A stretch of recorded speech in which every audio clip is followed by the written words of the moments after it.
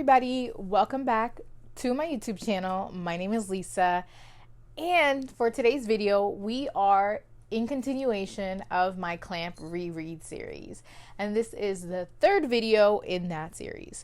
I already feel the emotions coming. This is one of the series that I was most looking forward to rereading and doing a video analysis, deep dive, review, whatever of. And I was hesitant to read it again because I have read it a couple of times and it just hurts more every time I read it. And but I hadn't read it in a long time, so I was really happy that I reread it, and that is Tokyo Babylon. This shit right here, this is the precursor to one of the most toxic, terrible, awful relationships ever in existence. Like, I don't even think in just the Clamp universe.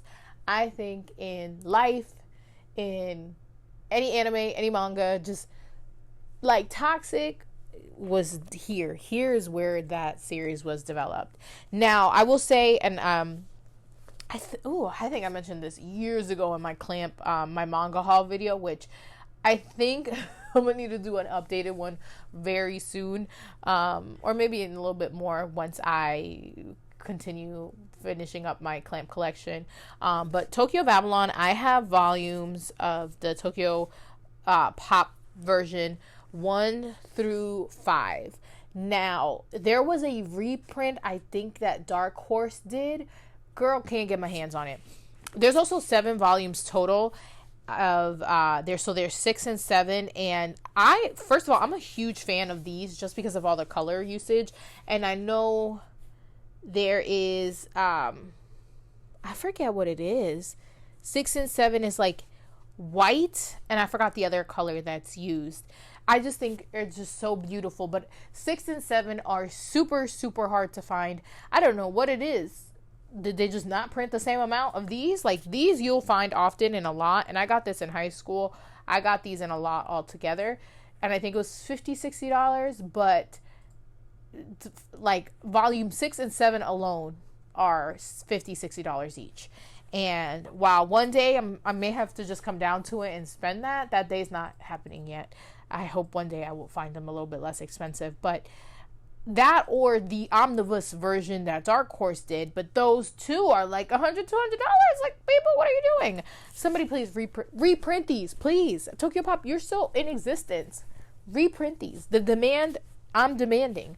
Anyways, so like I said, I reread Tokyo Babylon, I would say like a couple times in my high school and college years, but I have not reread it probably like 10, maybe 8 years. And it's just one of those stories that I feel like I know by heart. I love it so much. But this rereading of it that I did, like, I feel I was the most gutted that I have ever been in rereading this series or just thinking about it. And part of me feels like that is due to the fact that recently, outside of the Clamp universe, I have been getting into the yaoi genre of anime and manga, yaoi, shonen AI, and boys love. Like, I've just been in that genre. And as a result, I think obviously when I was younger, like, I knew the relationship between Subaru and Sashoru. Like, obviously there was a romantic, at least one-sided romantic relationship there. But now that I've been reading a lot of yaoi manga titles and just like picking up on stuff, seeing more of the yaoi tropes that I had not been familiar with, I read it with completely different eyes this time. And that's not to say, like, when I read it the first time, like, I didn't ship them. I wasn't aware of the romantic element of the story. I definitely was. But there's just a lot of nuances, a lot of like tropes and things that I just did not pick up on back then, that now that I pick up on just completely like blew my mind. So with the series, It follows Subaru and Hokuto, who are twin siblings, Subaru being a boy, Hokuto being a girl, and they also have a friend, an older friend named Sashiro, and they're living in Tokyo. Subaru is the head of the Sumeragi clan. He is the 13th head, and he is, you know, he is the person who's out here doing exorcisms, spiritual, all that type of stuff. And it's kind of like, the story starts off very Monster of the Week, where each chapter, it's like a specific event, or each volume is like a specific event that is happening, and Subaru learns a valuable lesson in that. But in the, like, that's like the top layer, right? And then there's the middle layer of, oh, like, cute little, like, Hotaku's basically shipping Subaru and Sashiro, and it's like, oh my god, jokey jokes. Sashiro's like, I'm gonna be with Subaru, but Subaru doesn't notice me, and kind of like that, where Subaru was really more focused on his job and his dreams of being a veterinarian. And then there's this third, darker plot where something has happened to Subaru in the past, and he doesn't know what, because later on he discovers, like, his memory has been altered, and we see that Sashiro has these moments of him being by himself, super sketch. He seems to, of course, have his own powers. Sashiro is part of the Sakurazuka clan, which is supposed to be a clan of assassins. And while Hokuto and Subaru know that he is a Sakurazuka, they don't initially know that he is actually part of the assassin clan. But as the reader, you gain that knowledge pretty quickly that he is actually the member of the assassin clan. So you have all of these components, these layered components to the story. So it's funny, it's lighthearted, it's in that spiritual realm where you're dealing with curses and like the spirit world and ghosts and being haunted by those things, but as well then the comedic love angle of it.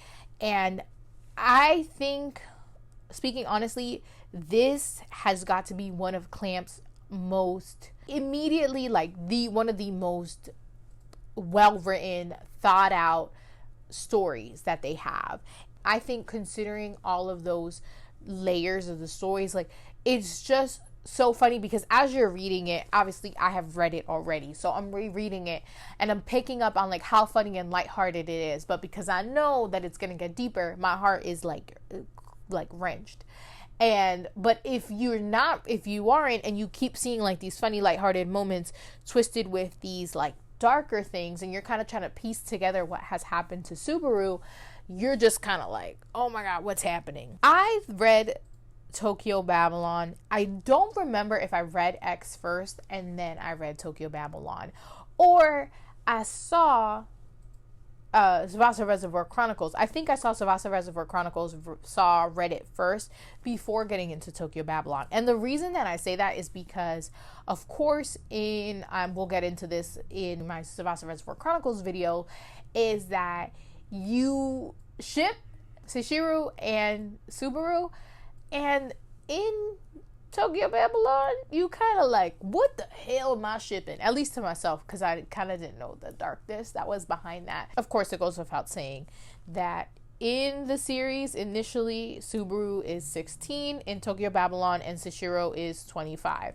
Now, that is very to me, as somebody, and I said this in my Man of Many Faces, coming from my cultural values, I guess I would say more American cultural values, because that age difference is not uncommon from my country where I'm from, Dominican Republic, and it is not really seen as that big of a deal in other countries. I can't speak for Japan, although I do know, reading other works, Clamp and other anime or manga, that is a common, like, age. Like, it's not uncommon for somebody to be 16, 17 dating, like, 20 something year old. So culturally, I don't want to speak on that 100%, like, that's, you know, like, that's okay, but it is something that's common. So I do think that just may have been, mind you, this was also written in the 90s, have been a cultural value or something culturally acceptable back then. Me personally, Me personally, when I was reading this initially, like when I was 16, 17, like I was like, oh my God, like that age difference is so hot. Yes, I would love to be with somebody older. Realistically now, as somebody who is 28, no. Hell no. Hell no. But I understand this is written in a different cultural perspective than me. And it's just that it is what it is. All that being said, it's very funny because I feel like Hokuto is obviously joking around a lot that like, oh, Subaru, you just need to be with Seishiro, like Seishiro loves you. And Seishiro like definitely plays into it with the jokey joke. It is obvious that Subaru does not take it all the way seriously and kind of knows like, all right, like whatever, like this, like he gets flustered, but he's not taking it seriously in that same way. But at the same time, him and Seishiro are having other moments by themselves where they are having serious conversations, and it is not jokey jokes, and he kind of doesn't realize, and it doesn't hit him until later, the extent of his feelings for Seishiro. However, tragically as we know, Seishiro is the Sakurazuka clan, the clan of assassins, but it's one person. And we come to find out that Subaru's tainted memories, where he doesn't know what's happening. He remembers him meeting a boy, and the boy like did something to him. They made a promise, but he can never hear the promise. And we come to find out that obviously he met Seishiro, a younger version of Seishiro, when he was a child, and Seishiro is an assassin and his job is to kill, and he doesn't have feelings and he doesn't have emotions. He promises a young Subaru, if we meet again, we're going to meet again in X amount of years. If you can make me fall in love with you, I'm not going to kill you. But if you don't make me fall in love with you, I'm going to kill you. And you're my prey. And he marks Subaru, hence why Subaru wears gloves.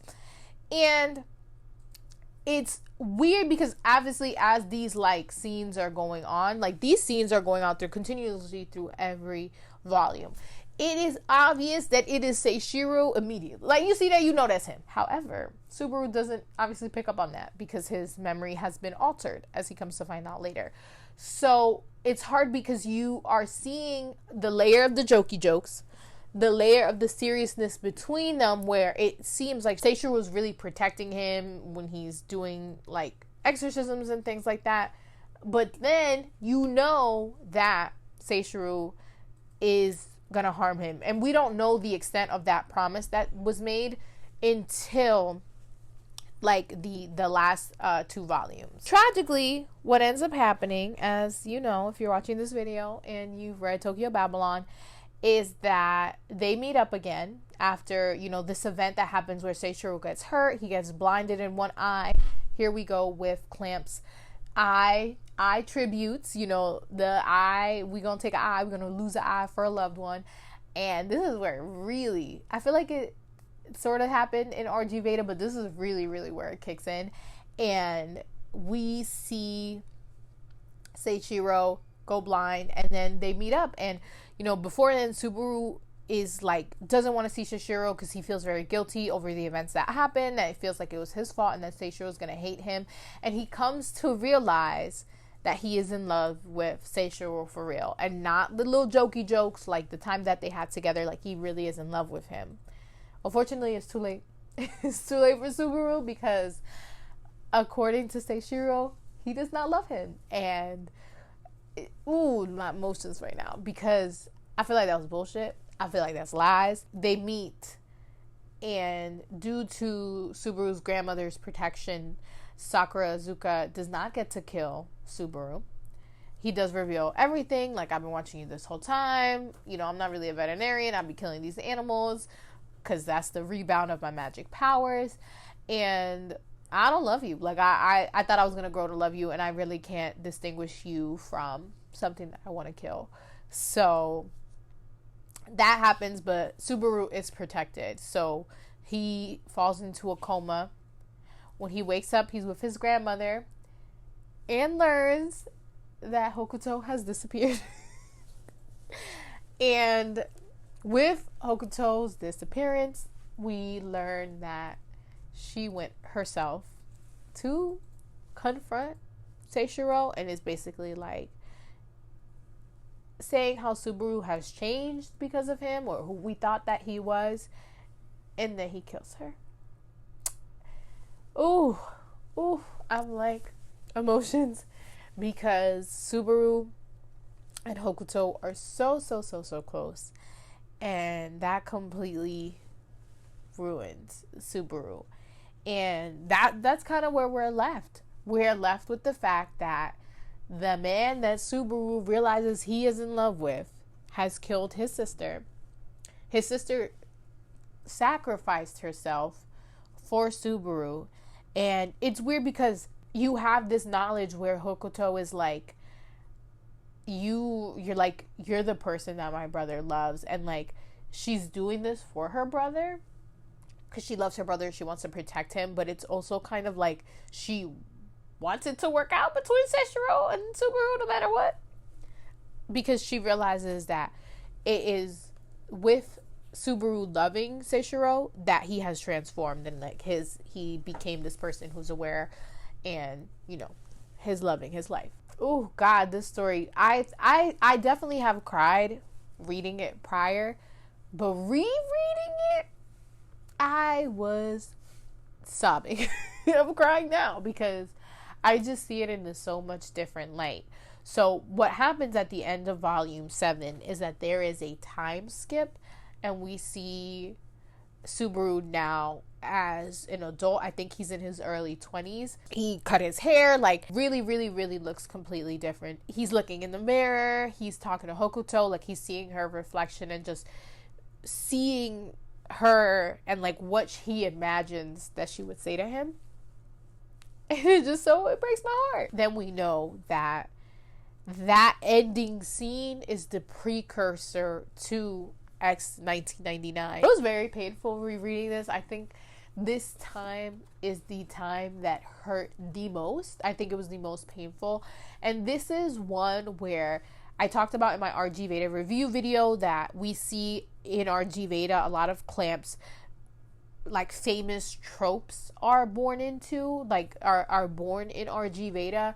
But Tokyo Babylon, first of all, it's the precursor to X, so it sets the tone with the dark and dramatic themes, but it also sets these like, I feel like this tone that doesn't happen much in RG Veda. Like RG Veda is very like for the sake of the world, for like protecting people, where Tokyo Babylon, the events at the end are very selfish, and they're all in an individual level. Like Seishiro being the Sakurazuka and being the assassin, like that's his personal vendetta. And then Subaru and Hokuto, like Hokuto sacrificing herself for Subaru, and Subaru coming to terms with his love for Seishiro. Like it's all on this very personal level, where RG Veda was a very like out zoomed out view, like all these actions affect all these other people.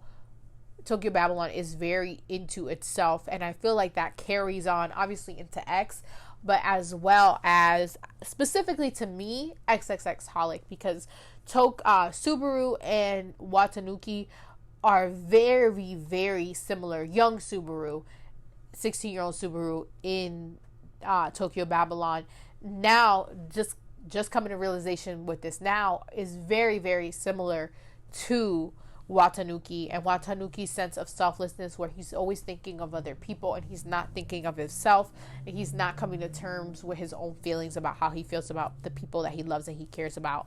And I think Tokyo Babylon is the birth of those more individualistic themes that get carried out into X 1999, where X 1999 is a mix of that big world view, but that micro, macro, like tiny individual view as well.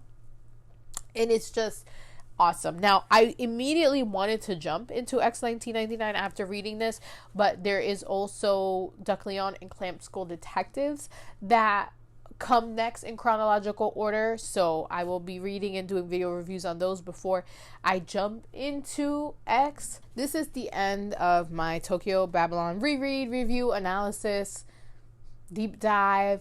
I really, like I said, I have reread this series before, not in recent times, but this reread really reminded me why it was a series that I kept revisiting, because it just hurts and it is so good, and you just really, really are rooting for Subaru, and you just want it to be okay, but you know deep down that it ain't gonna be okay.